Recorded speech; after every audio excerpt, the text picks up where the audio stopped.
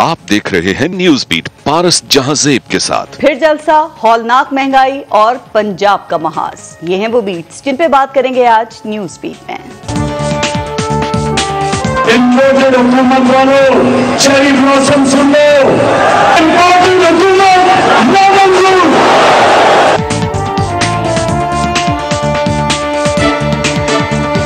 जब 6% growth rate हो रही है तो तब इनको किधर से आ गया कि जी बड़ी महंगाई होगी और जी हालात बहुत बुरे हैं। इमरान नियाजी एक तरफ IMF से वादे वईद कर रहा था और दूसरी तरफ आवाम को कह रहा था मैं सस्ता पेट्रोल दूंगा। दिल पर पत्थर रख के पेट्रोल की प्राइसेस बढ़ाई गई हैं। अस्सलाम वालेकुम, मैं हूं पारस जहांजेब। इसमें कोई शक नहीं कि मुल्क मौशी और सियासी बहरान का शिकार है। ना किसी से मईशत संभल रही है और ना ही सियासत। 10 जमातें हुकूमत चलाने की कोशिश कर रही हैं तो अकेले इमरान खान सड़कों पर इस इत्तेहादी हुकूमत को चैलेंज कर रहे हैं। आज भी उन्होंने इस्लामाबाद में एक बड़ा जलसा किया। इमरान खान हुकूमत जाने के बाद से एक ही मुतालबा कर रहे हैं कि फौरी इलेक्शन करवाए जाएं। इमरान खान समेत PTI से ताल्लुक रखने वाले हर शख्स का यही मुतालबा है कि मुल्क के मसाइल का हल सिर्फ फौरी इलेक्शन में है। ऐसे में सवाल यह है कि क्या इलेक्शन करवाने से पाकिस्तान के मौशी मसाइल हल हो जाएंगे और किस तरह होंगे? क्या पाकिस्तान की तरक्की में सिर्फ एक इलेक्शन ही रुकावट बना बैठा है? क्या इलेक्शन के अगले ही दिन हमें IMF के चुंगल से निजात मिल सकती है? क्या इलेक्शन करवाने से IMF अपनी सख्त शराइत वापस ले लेगा? क्या इलेक्शन के नतीजे में डॉलर दुम दबाकर बैठ जाएगा और पाकिस्तान का रुपया डॉलर पर हुकूमत करने लगेगा? क्या इलेक्शन से बिजली सस्ती और लोड शेडिंग से हमें निजात मिल जाएगी? क्या इलेक्शन करवाने से सुपर टैक्स लगाए बगैर हमारा करंट अकाउंट सरप्लस में बदल जाएगा? क्या इलेक्शन का सुनकर 22 करोड़ लोग टैक्स देने के लिए सड़कों पर निकल आएंगे? क्या इलेक्शन करवाने से गैस और पेट्रोल सस्ता हो जाएगा? क्या इलेक्शन का सुनकर महंगाई यहां से भागकर दुनिया के किसी और कोने में छुप जाएगी? क्या इलेक्शन से इस मुल्क की गुर्बत खत्म हो जाएगी? क्या बेनजीर इनकम सपोर्ट प्रोग्राम से 2000 के लिए अपनी इज्जत नफ्स दांव पर लगाने वालों के घर दौलत और खुशहाली से भर जाएंगे? क्या इलेक्शन का मुतालबा करने वाले इमरान खान इस मुल्क के अवाम को ये यकीन दिला सकते हैं कि वो IMF से कर्ज लिए बगैर मईशत चला सकते हैं? और अगर इलेक्शन के बाद बनने वाली हुकूमत ने भी यही कुछ करना है कि महंगाई जैसे मुश्किल तरीन फैसले करके ही मुल्क चलाना है, तो फिर क्यों ना थोड़ा सब्र ही कर लिया जाए।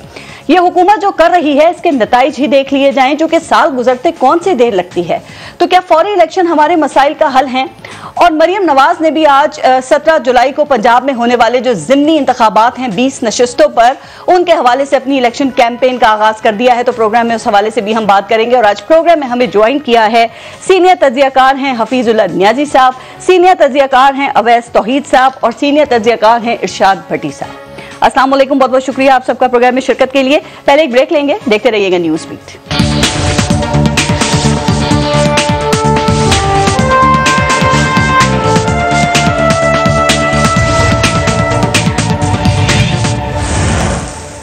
हफीजुल्लाह नियाजी साहब, आपसे शुरू करते हैं। सर, आज आपने देखा कि इमरान खान साहब ने अपनी तब्दील शुदा जो स्ट्रैटेजी है उसका पहला मरहला शुरू किया और फिर आपने ये भी देखा कि रावलपिंडी से वो एक रैली के जरिए इस्लामाबाद परेड ग्राउंड पहुंचे। जलसे से उन्होंने एक बड़े जलसे से उन्होंने खिताब किया। तो उनके जलसे के हवाले से आपकी क्या राय है वो भी बताइएगा। और आपको क्या लगता है कि अब बहुत देर हो चुकी है या खान साहब का फोकस भी अब सिर्फ अगले इलेक्शन हैं?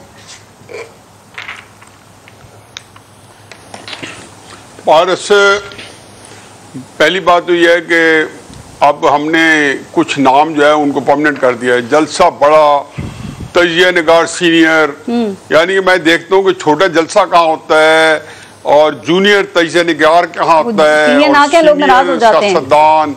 तो ये तो बस ये इसलिए राजी रखने के लिए बड़े ये साहब के लाके लगाने पड़ते हैं। मेरा अपना ख्याल है कि इमरान खान साहब को ये बात बड़े अरसे पहले पेशावर के जलसा जहाँ से उन्होंने आगाज किया था या उससे भी पहले जब 28 मार्च को इस्लामाबाद में 1 मिलियन लोग बुलाए थे, तो उनको घर में बैठ के स्टॉक टेकिंग जरूर करनी चाहिए थी। और एक ये जो दिमाग अल्लाह मियां ने दिया उसके अंदर उसका सियासी जीरकपन है, तो ये जरूर तयन करते कि ये जो कुछ मैं चाह रहा हूँ हो रहा है या नहीं हो रहा, फिर अगला अंदाजा लगाते कि हो पाएगा नहीं हो पाएगा। मैं हमेशा ये कहता था कि ये कोई जो इमरान खान साहब के जो मुखालिफ है या दुश्मन है या जो उनको खर्च कराना चाहते हैं, जो उनकी सियासी साख को सिफर करना चाहते हैं, वो उनसे जलसे भी करा रहे हैं और वो ना रुकने का एहतमाम करते हैं। चुनाचे 25 मई को जब लॉन्ग मार्च निकाला और KP सूबा जहां उनके पास कोई एक्सक्यूज नहीं था, जहां पे सब कुछ उनके रहमो करम पे था, बल्कि उनके रोटियां के ये कई महीने वहां पे रहे, पहले भी और 25 मई के बाद भी।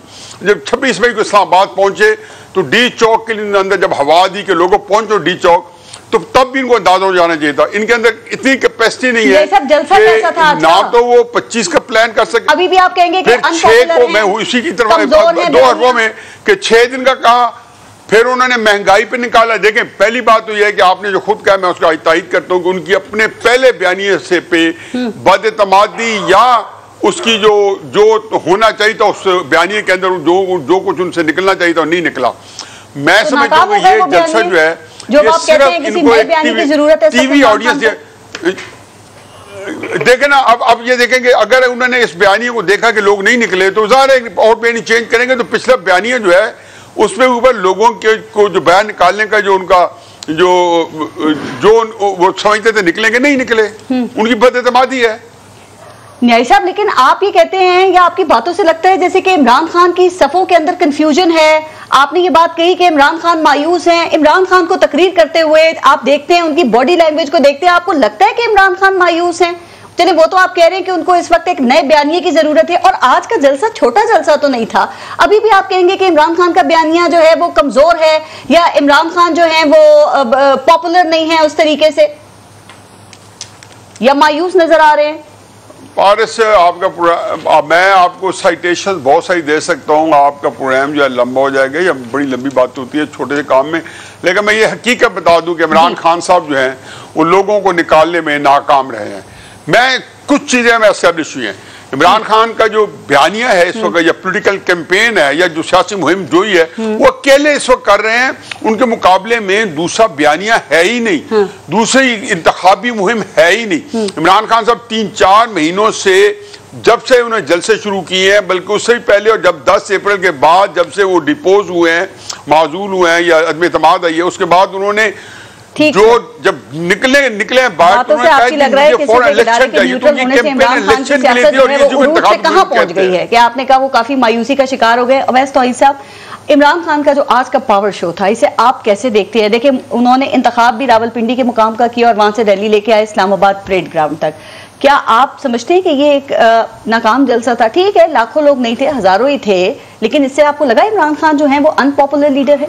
शुक्रिया पारस। देखिए, ये मेरे ख्याल में रैली जो थी, जो भी जलसा था जहाँ से लोग आ रहे थे, ये पिंडी से इस्लामाबाद नहीं, इस्लामाबाद से पिंडी की तरफ था। इसको हम इस तरह ले लें कि पैगाम जो असल था वो पिंडी की तरफ था, चाहे वो शेख रशीद साहब की तरफ से पैगाम हो कि अब मैंने दोस्तों से अस्सलाम वालेकुम कह दिया है और मैं इमरान खान साहब के साथ हूँ, और ये चोर लुटेर जो है वो मुल्क को नहीं चला सकते, यही खान साहब ने पैगाम दिया। और खान साहब का आज सॉफ्ट स्टांस था, कोई उन्होंने ऐसा मुतनाज़े, कोई जितना मैंने सुनी उनकी तकरीर, कोई जुमला एस्टैब्लिशमेंट के लिए नहीं कहा। वैसे तो उन्होंने जो फौज की इज्जत करता हूँ, ये चाहते हैं मदली और फौज के खिलाफ, पुलिस की भी इज्जत करता हूँ, फौज की भी इज्जत करता हूँ, फौज हमारी ज़रूरत है, ठीक है, ये तो जाहिर बात है कि एक रियासती इदारे की और उसकी करनी चाहिए। लेकिन मुझे लगता है कि खान साहब, देखिए, खान साहब की सियासत से इख्तलाफ हो, इत्तफाक हो, क्राउड पुलर है, कैरिज्मेटिक है, अपने चाहने वालों के लिए वो एक कायद है।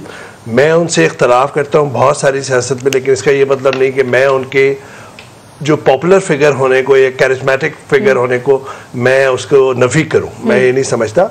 आज का शो अच्छा था, बड़ा लाइवली शो होता है, मतलब ट्रेंड सेट करते हैं नौजवान लड़के लड़कियां वहां पे हैं। बताइएगा कि इस शो का मकसद क्या था? दूसरा, आप समझते हैं कि इमरान खान भी मायूस हैं, जैसे कि हफीजुल्लाह नियाजी साहब समझते हैं, या आप समझते हैं कि इमरान खान इस बात को समझ गए कि अगर मैं रैलियां और जलसे करूंगा तो उसमें अवाम आएगी, पब्लिक आएगी, लेकिन अगर मैं तहरीक की बात करूंगा चलाने की तो उसमें अवाम नहीं आएगी, इसलिए बेहतर यह है कि अब जलसे और रैलियों पर ही फोकस रखा जाए? मेरा ख्याल है पारस के जो आज का शो है वो अपने मोमेंटम को कायम रखना है, ये तहरीक को कायम नहीं रखना, ये अपनी एहतजाजी तहरीक को कायम रखना है कि एक टेम्पो बरकरार रखना है। जितनी हाई पिच पे वो 27 ऑफ मार्च को जो गए थे कि उन्होंने जब वो लहराया था डिप्लोमेटिक केबल, उसके बाद से तवातुर के साथ वो अपनी मीडिया पे अपीयरेंसेस दे रहे हैं, जलसे कर रहे हैं। अब उनका हदफ ये है कि इस मोमेंटम से 17 जुलाई को डिजायर्ड रिजल्ट्स हासिल किए जा सके 20 में, क्योंकि 20 जो है वो मैं समझता हूँ कि वो नशिस्तों का जो फैसला है वो मेक और ब्रेक होगा, एक शॉर्ट टर्म में भी और उसका कौमी सियासत पे भी होगा। मैं तो ये समझ रहा हूँ कि ये जो फेडरल गवर्नमेंट है ये बहुत ज्यादा मुश्किलात में है। जब इनका अपना वजीर दाखिला राना सनाउल्लाह कह रहा है कि तिगनी का नाच नचा दिया हमें $1 अरब देने में, तो हमें और आपको अंदाजा है कि इन्फ्लेशन 12-13% नहीं है, इट इज बियॉन्ड 25-30%। दूसरा बात ये कि ये माशी मसाइल में घिरे हुए हैं और कल सुप्रीम कोर्ट की तरफ से जितना रिलैक्सेशन मिल सकती थी खान साहब की तहरीक इंसाफ को वो मिली, बावजूद इसके कि इतने तजादात हैं और वो कंफ्यूजन जो कह रहे हैं नियाजी साहब, कंफ्यूजन है। देखिए ये कह रहे हैं 7 दिन हमें दे दो सुप्रीम कोर्ट में, बाबर अवान साहब जो कभी भी कोर्ट के अंदर अच्छा केस नहीं पेश करते, पीछे करते हो मुझे नहीं पता, लेकिन कोर्ट इन्होंने एक, आपको अगर याद हो जुडिशल मर्डर का केस था जुल्फ़िकार अली भुट्टो साहब का, इफ्तिखार चौधरी साहब ने कहा भाई केस कहाँ है आपका यार, क्या आपने 2.5 घंटे 4 घंटे की तकरीर की। परवेज इलाही साहब कुछ और बात कर रहे थे, परवेज इलाही साहब कह रहे थे कि हमें मंजूर है, क्योंकि उनको मैं समझता हूँ कि बैक चैनल से उनको कहीं मैसेज किया था, उनके वकील ने उसी की बुनियाद पे कहा कि हम इत्तेफाक करते हैं कि अगर ये 22 जुलाई तक रहे जब तक इलेक्शन होंगे, और उसके बाद यही बात कही थी on the eve of that hearing mister Khan ने कि हमें ज़मीनी इंतखाबात चाहिए, और लॉजिक भी यही थी। मुझे तो लाहौर हाई कोर्ट का बड़ा इलॉजिकल लगा डिसीजन, और मुझे तो हैरत होती है कि उन तज्जियाकारों पे जो उसके बाद उन्होंने कहा कि सियासी और आईनी बहरान खत्म और हमजा शहबाज जो है वो वजीर आला और अब कुछ नहीं होगा, कैसे नहीं होगा बगैर पढ़े। अब लेकिन अब आप देखिए कि 17 जुलाई को रिमोट पॉसिबिलिटी है, ज्यादा चांस नून लीग का है जीतने का। कैसे है, मैं इस पे जरा आगे बात करूं, मैं चाह रही थी थोड़ा सा जलसे पे जरा मैं भट्टी साहब का भी कमेंट ले लूं। भट्टी साहब आपके ख्याल में इमरान खान का आज का पावर शो कैसा था? अभी अवैस तौहीद साहब जैसे कह रहे थे कि इसमें कोई शक नहीं, वो एक स्टार हैं, उनका एक कैरिज्मा है और उनको देखने के लिए लोग बड़ी तादाद में उमड़ आते हैं इमरान खान को। तो आपके ख्याल में कैसा शो था ये, या फिर सिर्फ लहू गर्म रखने का बहाना है ये? नहीं, बिलाशुबा बहुत अच्छा शो है, कमाल का शो है, और आप ये शो सिर्फ इस्लामाबाद में हो रहा है, इमरान खान जहाँ है और पूरे पाकिस्तान में लोग निकले बड़ी बड़ी स्क्रीनों पे। इमरान खान साहब ने एक नया ट्रेंड दिया है कि आप वो जिस तकरीर जहाँ भी कर रहे हो मगर पूरी मुल्क में स्क्रीनें हैं, और आज उन्होंने क्लिप्स भी चलवाए, वो जो जरदारी साहब या पीपल्स पार्टी नून को कहती थी, नून वाले पीपल्स पार्टी को कहते थे। और ये तमाम बातें साबित करती है कि इमरान खान पॉपुलर लीडर भी है। किस तरह? यही तमाम बातें जो आप बता रहे हैं, जो हम कर रहे हैं कि वो एक स्टार हैं, बड़ा जलसा उन्होंने कर लिया, ये तमाम चीजें क्या इन बातों को साबित करती हैं? पूरे पाकिस्तान में जलसे देखे गए, टेक्नोलॉजी का इस्तेमाल कर रहे हैं, कि वो एक पॉपुलर लीडर है इस वक्त में, उनकी सियासत कामयाब है इस वक्त में। बिलाशुबा इसमें बिलाशुबा कोई शक ही नहीं है। अगर आप क्यों कहते हैं कि पंजाब में मुस्लिम लीग नून का मुकाबला इमरान खान से होगा? इलेक्शन जीतना अलग साइंस। नहीं, वो छोड़ दे, मैं इलेक्शन की बात नहीं। आपने मुझसे सवाल पूछा कि वो पॉपुलर हैं कि नहीं, इलेक्शन पे नहीं आई आप। तो पॉपुलर हैं, सियासी हकीकत है। इमरान खान सिंध में है, इमरान खान जीबी में है, इमरान खान आजाद कश्मीर में है, इमरान खान वो उसमें है, केपी में है, पंजाब में है, मरकज में है। कोई और जमात बताएं जो मैं वोट के कॉन्टेक्स्ट में पूछ रहा हूं। अब दूसरी बात है कि आपने पूछा कि अगला सवाल था कि इलेक्शन क्या वो जीत पाएंगे? नहीं। इमरान खान साहब जो साइंस है ना इलेक्शन की, मिसाल के तौर पे पंजाब की हम लेते हैं, पंजाब की हम एक बात करते हैं। पंजाब में मुझे एक तो बात यह है कि अदलिया पे तनकीद करने की बजाय ना इन सियासतदानों को, इन पहुंचे हुए बुजुर्गों को कहो कि इन्होंने आपका वजीर आजम किसने बनाया? सुप्रीम कोर्ट ने। आपका वजीर आला किसने बनाया? हाई कोर्ट ने। आपका गवर्नर का मामला किसने होता है? अदलिया। आपका स्पीकर का मामला? अदलिया। आपका डिप्टी स्पीकर का मामला? अदलिया। नवाज शरीफ साहब लिखते हैं खत अदलिया को, इमरान खान पहुंच जाते हैं अदलिया में, जरदारी साहब पहुंच मुंह तरफ अदलिया। अब इन सबको आपने अदालत में रखा है। मैं एक ब्रेक लूंगी और अदालत के बाद शुरू नहीं, हाँ, लेकिन 2 जुमले अदालत, अब ये अदालत 2 जुमले अदालत लग गई है तो 2 जुमले सुन के जाओ। बेसिक बुनियादी तौर पे ये है कि जब आप पार्लियामेंट के काम, अपने घर के काम अदलिया में ले जाएंगे, फिर अदलिया पे तनकीद ना करें। वो अपनी, वहां भी इंसान बैठे हैं, कोई वो नहीं है कि जो सारे बहरान खड़ा और तमाशा लगा रखा है। और लेकिन अदलिया से मुझे एक है जरूर, मेरी अदलिया में सुनो, हमजा शहबाज गैर आनी वजीर आला है, मगर हमजा शहबाज वजीर आला रहेगा, और हमजा शहबाज वजीर आला रहेगा तब तक जब वो वजीर आला खुद को मुंतखब नहीं करवा लेगा। Love you. ब्रेक लेते हैं, देखते रहिएगा न्यूज़ बीट।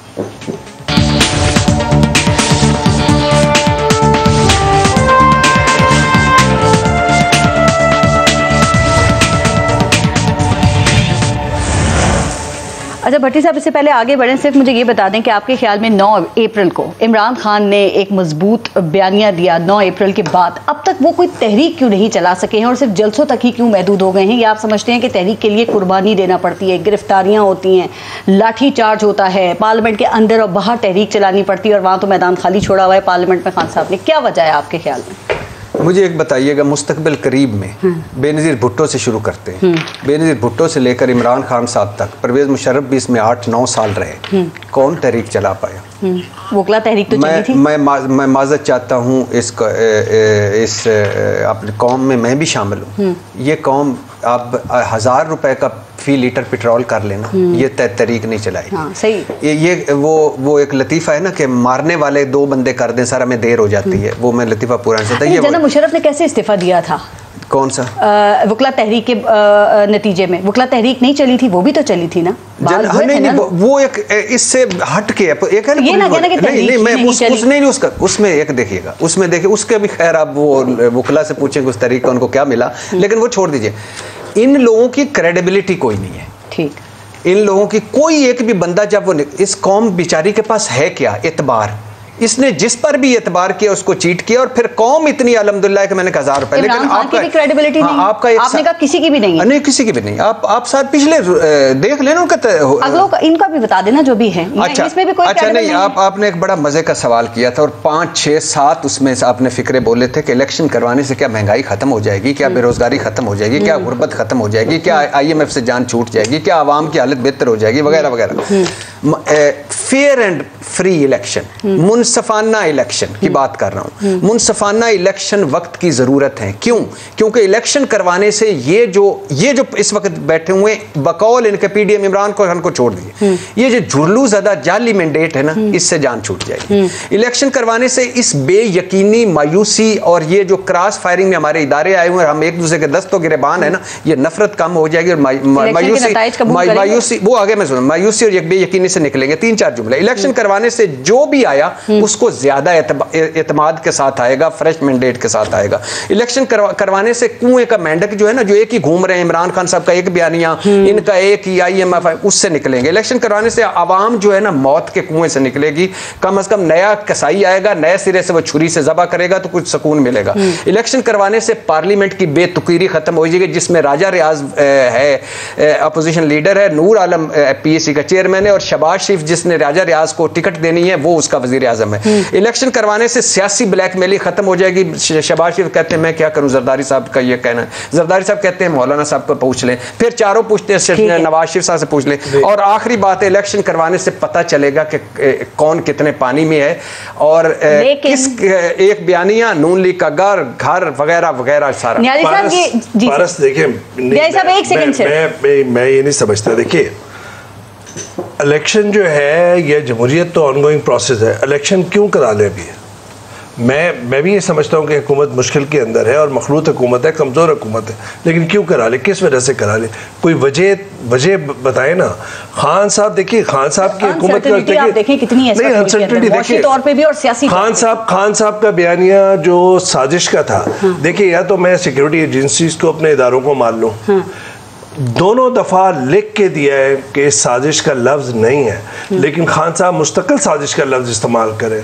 हमें उनकी सियासत से कोई तफावत इख्तलाफ हो, मैं तो कह रहा हूँ कि बहुत पॉपुलर लीडर है, कहते पहले साजिश होती है फिर मुदाखलत। नहीं देखिए ये तो अलग इंटरप्रिटेशन है। आप MI, ISI हर एक को 3 सर्विसेज चीफ वहाँ बैठे हुए हैं, पहली NSC की उसमें भी और दूसरी NSC में। एक बात, दूसरी बात ये कि खान साहब जब 2018 में आए तो हम सबको पता है कि एस्टैब्लिशमेंट की सपोर्ट से आए, जितने इन्होंने नाम लिए वो सब टर्न कोर्ट थे। राजा रियाज साहब भी पहले पाकिस्तान पीपल्स पार्टी में, नूर आलम साहब का नाम लिया वो भी थे, ये खुसरो बख्तियार अपना कौन है वो जो माइनॉरिटी का जो चैंपियन है अपना रमेश, डॉक्टर रमेश, चले बाबर अवान, फवाद चौधरी, आप नाम लेते हैं, शामिल कुरैशी साहब, शफकत महमूद, तो फिरदौस आशिक अमान साहब। कहने का मकसद ये है कि देखिए आपके जो इखलाकियात है वो आपके नाक के नीचे से हाशिया तो नहीं खींचेगा। इलेक्शन हल है या नहीं है? देखिए इलेक्शन हल है, लेकिन वक्त पे एमिकेबली होगा ना। ये मुझे देखें प्रैक्टिकली मैं आपको बताऊं, जब तक अहम तैनाती नहीं होती इलेक्शन नहीं होता। ठीक है, और अहम तैनाती की वजह से ही इस अपोजिशन ने इस आग के अंदर अपने आप को भी झोंका और अब हमें कह रहे हैं कि जी हम कीमत चुका रहे हैं। आपकी बात बहुत लंबी होती है। नहीं लंबी नहीं, छोटी बात। पहला तो मैं वैस भाई से एग्री करता हूं कि ये जो पीडीएम की हुकूमत आई थी ना, उसका पहले भी कह चुके हैं, क्योंकि बेरोजगारी, गुर्बत, महंगाई, जमहूरियत और अवाम मसला आल बचाओ, माल बचाओ, खाल बचाओ, इलेक्शन तरमीम, नैब तरमीम और नवंबर की तकर्री। दूसरी बात यह है कि बयानिया को एक तरफ छोड़ दें, बाकी की एक तरफ छोड़ दें, ना करवाएं इलेक्शन, वो भी रहने दे। लेकिन ये हमारे सामने जापान की एक साल में 3-3 मरतबा इलेक्शन होते हैं। बेयकीनी जब बढ़ जाती, हालात जब कंट्रोल कर हो जाते हैं। अब मुल्क उस सूरत हाल में जहां सिर्फ मुस्लिम लीग नून पीडीएम नहीं, इमरान खान, सारी सियासी जमातों, सारे इदारों और पूरी कौम को मिलकर इससे निकालना होगा। हम 22 करोड़ की कौम है, श्रीलंका नहीं है कि जो निकल जाएंगे। बहुत मुश्किल वक्त साहब के इस मुश्किल वक्त से इलेक्शन से हम निकल सकते हैं, चूंकि खान साहब का बार बार हर पीटीआई के शख्स का यही मुतालबा है कि इलेक्शन होने चाहिए। जरा ये बताइएगा कि ये इलेक्शन किस तरह से मुमकिन हो सकते हैं सर, चूंकि मुस्लिम लीग नून भी यही कह रही है कि हमने मुश्किल फैसले लिए जिससे हमारी सियासत दाव पे लग सकती है और हमें सियासी कीमत भी अदा करनी पड़ सकती है। तो आपको लगता है कि वो इलेक्शन फौरी कराने के ऊपर राजी हो जाएंगे? और अगर हो भी जाते हैं तो जो हुकूमती इत्तेहाद में जमाते हैं उन्हें क्या हासिल होगा? पहली बात तो यह है कि इमरान खान साहब के मैं जो 3.5 साल हुकूमत है उसमें से आखिरी 2 साल मैं मिनहा कर देता हूँ, मार्च 2020 से लेके और 10 अप्रैल 2022 तक। लेकिन 18 अगस्त से लेके और मार्च 2020 तक जी जो इनकी कारकर्दगी है, जो ग्रोथ रेट है, जो स्कैंडल्स हैं, दवाइयों का स्कैंडल 2 महीने बाद आ गया था। और किससे आया था? जो उनका इंतहाई ब्लू आइड आमिर कियानी वजीर सेहत था। आटे का स्कैंडल आ चुका था, चीनी का आ चुका था। ये तो मैं सिर्फ करप्शन की बात कर रहा हूँ। गवर्नेंस के बाद यह है कि उस धड़ाधड़ हर महीने बाद तब्दीलियाँ हो रही थी पंजाब के अंदर, मरकज़ के अंदर। देखिए क्राइसिस ये है कि इस वक्त जो मुल्क का बुरान है वो मैं ये कहता हूँ ये जो 2014 से लेकर 2022 तक का जो ज़माना है, तारीख में पाकिस्तान में सबसे ज़्यादा रियासत पाकिस्तान के साथ जराइम जो हैं ये इस अरसे के अंदर हुए हैं।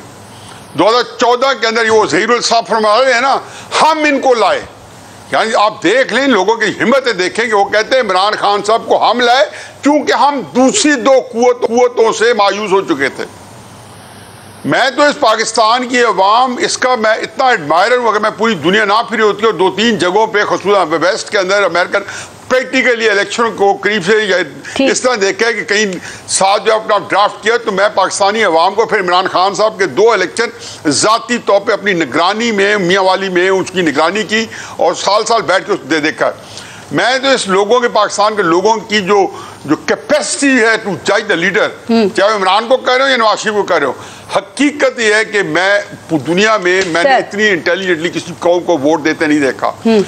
बाकी रही बात जी कि इस मुल्क के अंदर इमरान खान साहब जो हैं वो उन्होंने ये देखा है कि इस मुल्क में एस्टेब्लिशमेंट के सियासी रोल को कोई पसंद नहीं करता। नवाज शरीफ ने मत भूलें कि 2018 में उनसे बलूचिस्तान के अंदर स्पेस नहीं दी गई, केपी में उनको महदूद कर दिया गया, कराची सिंध में महदूद कर दिया गया।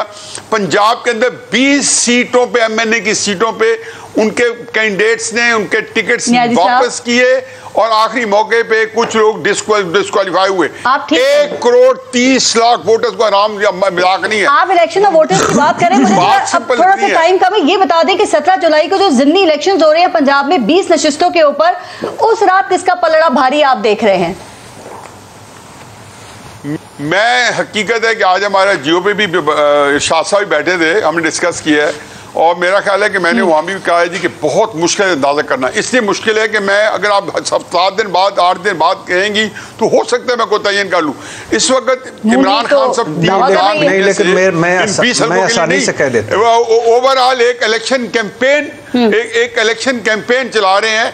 उनके मुकाबले में अब आज मरियम पहली दफा अपनी कोरम मीटिंग्स कर रही हैं, तो उन्होंने अपनी इलेक्शन कैंपेन में जान डाल दी। अच्छा। और उनके पास ग्राउंड के ऊपर वोटर मुस्लिम नून के पास मेरे ख्याल में अभी भी सबसे ज्यादा है, क्योंकि उसके अंदर बहुत सारे फैक्टर दूसरे भी शामिल थे पिछले इलेक्शन में जो इस इलेक्शन में नहीं होंगे। अच्छा, ठीक। मेरा जाती ख्याल है कि हफ्ते बाद मरियम जब निकलेंगी, कैंपेन चलेगी,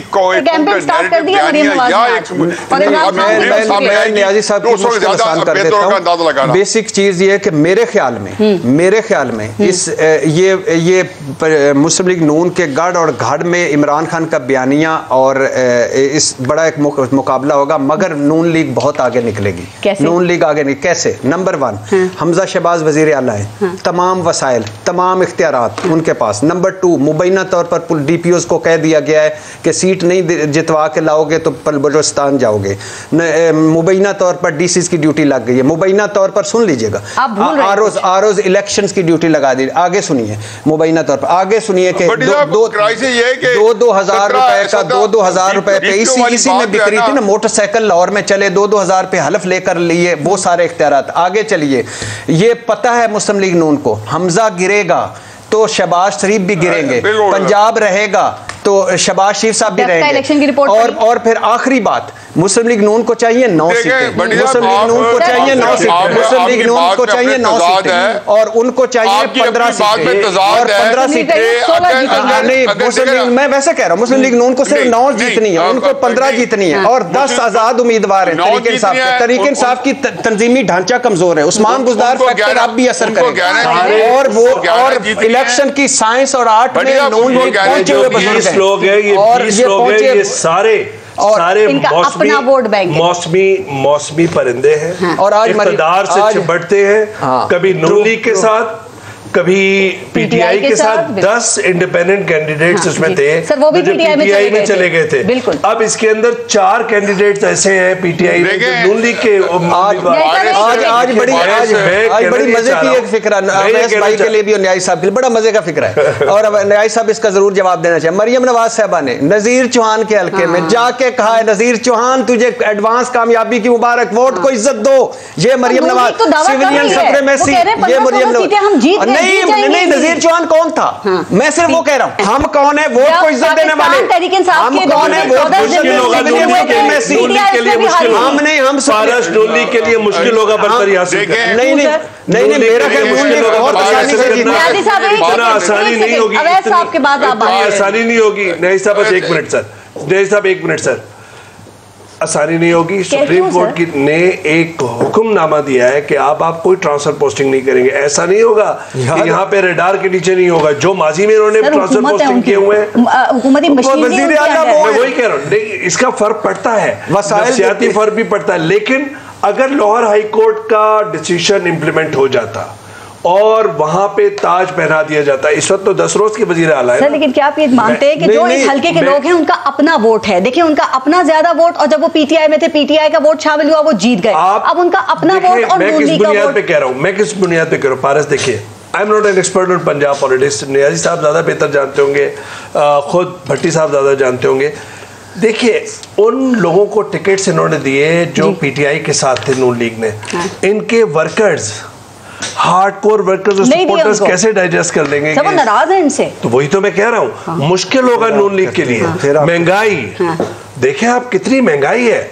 न्याजी साहब से बात कर रहे हैं, मैं न्याजी साहब से बात करूं, लेकिन आप ये भूल गए कि पाकिस्तान तहरीक इंसाफ के दौर में 14 ज़िमनी इंतखाबात हुए थे। उस वक्त हुकूमती मशीनरी पाकिस्तान तहरीक इंसाफ के पास थी ना, 14 में से सिर्फ 1 इलेक्शन पंजाब में जीते थे, बाकी सारे ये हार गए। आप ये भूल गए, आप एक बात भूल गए, उस वक्त यही जो महंगाई, बेरोजगारी, डॉलर, वादे, दावे, नारे जो आज इन पे तबर्रे पड़े जा रहे हैं, उस वक्त उन पर पड़े जा रहे थे। और आज हमें इसी पे इमरान खान साहब ने तकरीर में हमें उन्होंने बताया इस महंगाई के बारे में कि ये बहुत बड़ी चीजें बताया करते थे कि पेट्रोल की प्राइस बढ़ती है तो उसका ये सियासत नहीं, ये मुनाफिकत है। इमरान खान साहब तो इस पे बोले ही ना, उन्होंने कहा मैं आलू टमाटर का वजीर आज़म नहीं, उन पे तो ना बोले ना, लेकिन ये मुनाफिकत करते हैं, सारे मुनाफिकत करते हैं। जी नियाजी साहब आप जरा इनको थोड़ा सा भट्टी साहब कहें कि मुझे सर एक बात तसलसल से करने दे तो बड़ी मेहरबानी है। अगर ये उसके दरमियान में कोई बोलना चाहते तो अभी बोल लें, ताकि मैं फिर बात जो है उसको एक गो में कर सकूं। जी प्लीज बात कीजिए। देखें, सूरत हाल ये है कि पहली बात तो ये है कि आप जितने इलेक्शन हुए हैं इनमें से कुछ इलेक्शन ऐसे भी हैं कि जो कि ज़िमनी इलेक्शन हुए थे, फौरी तौर पे जो जहाँ पे सीटें खाली की गई थी और नून लीग ने वो तहरीक इंसाफ से ज़िमनी इलेक्शन सारे जीत लिए थे, पहली बात। दूसरी बात यह कि एक सीट जो हारे थे वो ये असद खोखर जीते थे ख्वाजा साद रफीक वाली सीट पे, जो ख्वाजा साहब जो है 16-18 हज़ार वोट से उस वक्त जीते थे। 2018 के इलेक्शन में एमपीए बने थे, बाद में एमएनए बन गए तो उन्होंने ये सीट छोड़ी, तो ये असद खोखर पीटीआई के टिकट पे जीते। दूसरी बात यह है कि नून लीग ने कहा जी वोट को इज्जत दो। उनका क्या वोट को इज्जत दो की ट्रांसलेशन क्या थी कि जी एस्टेब्लिशमेंट जो है न्यूट्रल हो जाए। अगर तो मैं ये मान लूं कि एस्टेब्लिशमेंट न्यूट्रल है तो मैं हकीकत बता दूं कि नून लीग की कम से कम पॉलिटिकल जो है वो जो जीत है, जो साख है, वो बहुत ही जबरदस्त, अगर वाकई लेटर स्पेयर में न्यूट्रल है। आपको लगता है और मैं इसमें बड़ा बिग अगर है, इमरान खान साहब की तारीफ करते हैं कि वो न्यूट्रल है, को जितवाने के लिए इमरान खान तारीफ करते हैं न्यूट्रल है। अगर न्यूट्रल है तो यही नवाज शरीफ साहब चाहते थे कि फौज न्यूट्रल हो और वोटर्स को आप इज्जत दें, वोटर तय करेगा। चुनाचे आज अगर वो वोटर के पास जा रहे हैं और वोटर नहीं तय करना है और आरटीएस ने दरमियान में पार्ट प्ले नहीं करना, या कोई और मुहद्दब अच्छा नहीं लगना, तो नून लीग का बयानिया यही आइन की हुक्मरानी चाहिए उनको। वो कहते हैं नून लीग को जितवाने के लिए हर चीज मैनेज की जा रही है। इमरान खान, मैं इमरान खान साहब की किसी बात पे नहीं जाता हूँ, उनके पास जो पॉलिटिकल प्रिंसिपल्स है ना वो नवाज शरीफ के करीब नहीं आते। नवाज शरीफ वो वाहिद प्राइम मिनिस्टर है कि 90 के अंदर Aslam Beg 100% almighty COAS था। नवाज शरीफ ने एक्सटेंशन नहीं दी, नवाज शरीफ ने जहांगीर कामत से इस्तीफा लिया, नवाज शरीफ ने कियानी साहब को एक्सटेंशन नहीं दी, जबकि इमरान खान साहब का ख्याल ये था कि उनको डिच इसलिए किया जनरल पाशा वगैरह ने। नवाज शरीफ साहब ने एक्सटेंशन नहीं दी एस्टैब्लिशमेंट के साथ उन्होंने फॉरेन मिनिस्टर उन्होंने कियानी साहब के साथ मिलकर मेमो गेट किया। अब बात देखिए मैंने बताऊं ना, तो 2 मिनट मैं उनको मेरी बात के दौरान ब्लैक जब देखो आप साहब के जमाने में जनरल जिलानी साहब के हाथ पकड़ के रिश्तेदार में भाई मैंने और बात करो, मैं को और बात कर रहा हूं, मैं को और बात, मेरी प्लीज बात को आप मिसकंस्ट्रू ना करें, मेरी बात दरमियान में करके मेरी बात की गलत इंटरप्रिटेशन कर रहे हैं। आप बता दें गलत इंटरप्रिटेशन ना करें। आईजीआई के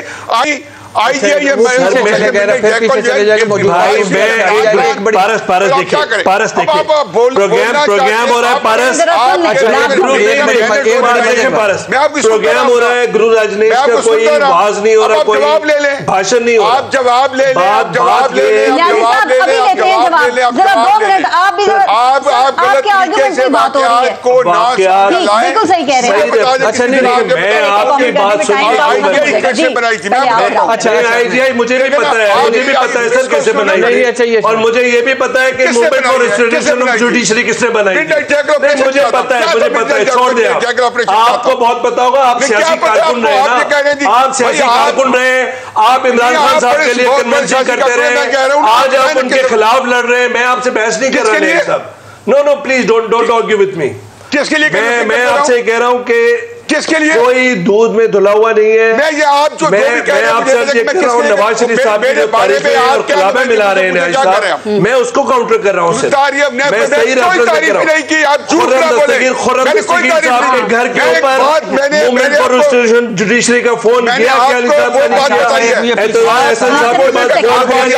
बड़ी मजे की बात है, बड़ी मजे की बात सुनिएगा, बड़ी मजे की बात है। 2000 के अंदर सर्विस करने लोग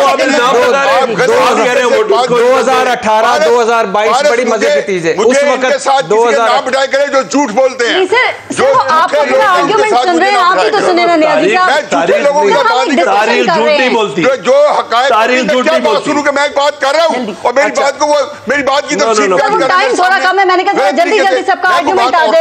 आपको पता है प्रोग्राम मैं बात कर रहा हूँ, अगर वो बात सुन लेते मैंने कहा ये फैक्ट्स थे। अच्छा बड़ी मजे की बात, एक बड़ी मजे की बात 2018 2000 हम बदकिस्मत लोग 2018 में कौन कह रहा था, इमरान खान साहब कह रहे थे फौज न्यूट्रल है, आज कौन कह रहे हैं पीडीएम वाले फौज न्यूट्रल। 2018 लंदन प्लान हुआ है, कौन नून लीगी। आज 2022 लंदन साजिश हुई है, नवाज शरीफ 2018 मुझे क्यों निकाला, 2018 2022 मुझे क्यों निकाला, साजिश हुई 2018 साजिश हुई 2022, पिछलों ने बेड़ा गर्क कर दिया 2018, पिछलों ने बेड़ा गर्क कर दिया 2022, खड़के खोदी 2018, बरूदी सुरंगे बिछाई 2022, खजाना खाली 2018, खजाना खाली 2022, पहले इलेक्शन कराओ, नए इलेक्शन कराओ 2018, नए इलेक्शन कराओ 2022, ये मैंडेट जाली है 2018, ये मैंडेट जाली है 2022, फौज पर चढ़ाइयां 2018, फौज पर चढ़ाइयां 2022, इलेक्शन कमीशन पर चढ़ाइयां 2022 18, इलेक्शन कमीशन पे 2022, नैब 2018, आज नैब एफआईए 2018 और आईएमएफ के पास देर से गए 2018, देर से आए 2018, हम इसी में घूमते रहेंगे इक़्तिदार गेम है साहब। जो सिर्फ जो चरब ज़बानी बेचता है मैं उसके साथ नहीं बैठता होता हूँ, जो झूठ बोलता है, जो झूठ का कारोबार करता है, मैं नहीं दे रहे हैं अपना सर, ये हम एक डिस्कशन करके बैठे हैं ना। आइंदा आप कभी बिठाए, इनको बुला ले, इनके साथ एक और झूठा भी बिठा दे, उनकी सारी आप बिठाएं। अच्छा मैं आखिरी जुमला ये कहना चाह रहा हूँ, अरे भाई आप इंसाइक्लोपीडिया नहीं है वो नियाज़ी साहब, यू आर मिस्टेकन। आए पता नहीं भट्टी साहब को आप क्या कह रहे हैं, मैं जो बात अपनी कर रहा हूं मैं वो कह रहा हूं, मैं कह रहा हूं झूठ ना बोले। If you are encyclopedia, if you are editor, and if you are authority on Pakistani politics, you are absolutely wrong. Absolutely wrong. मैं कहना नहीं चाह रहा हूँ पारस साहब देखिए, कहना मैं चाह रहा हूँ कि जो इस वक्त क्रक्स है, जो भट्टी साहब कह रहे हैं, नियाज़ी साहब ने भी जो फरमाया, एक कॉन्टेक्स्ट पे बात को खत्म करते हैं, 1-1.5 मिनट ही रहता होगा आपका। ये सियासतदान, सियासी क़ुव्वतें, जमहूरी क़ुव्वतें अगर जो अपने आप को क्लेम करती हैं, वो अवाम के साथ जुड़े, एस्टैब्लिशमेंट के साथ ना जुड़े, तो आज ये मसाइल हमारे और आपके मुंह पे नहीं आएंगे। और सबक सीखना चाहिए, और रेफरेंस हम इस तरह नहीं दे सकते। और जाते जाते नियाज़ी साहब सच्चे, बाकी सब झूठे। ठीक, इरशाद भट्टी साहब और हफीजुल्लाह नियाज़ी साहब, बहुत बहुत शुक्रिया आप सबका प्रोग्राम में शिरकत के लिए। अपना और अपने मुल्क का ख्याल रखिए। पारस जहां से इजाज़त दीजिए, अल्लाह ने के बाद।